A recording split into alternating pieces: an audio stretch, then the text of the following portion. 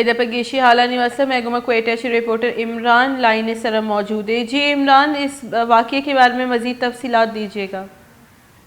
جی بالکل، یہ واقعہ 5:45 کے قریب پیش آیا، جب 5 افراد اپنی گاڑی میں جا رہے تھے، باپ بیٹے اور کزن سے۔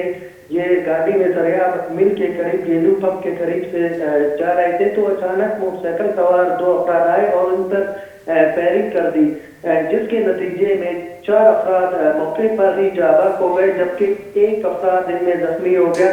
ان افراد کا تعلق کرد قبائل سے ہے۔ ایسا معلوم ہو رہا ہے کہ یہ جاری دشمنی ہے، اور فائرنگ کے بعد وہاں پر چیپا ایمبولینسز اور سیکورٹی فورسز پہنچ گئے اور جائے وقوع پر تحقیقات شروع کر دی، اور زخمی اور جاں بحق افراد کو سول اسپتال منتقل کر دیا گیا، جس کے بعد ان کی پوسٹ مارٹم کر کے زخمی کو تو پہلے پہنچا گیا، جو جاں بحق افراد تھے ان کی پوسٹ مارٹم کر کے انہیں گھر منتقل کیا گیا۔ اب یہ بھی معلوم ہو رہا ہے کہ ان پر جو ہے ان کی خاندانی دشمنی ہے، اس کی وجہ سے یہ فائرنگ ہوا ہے۔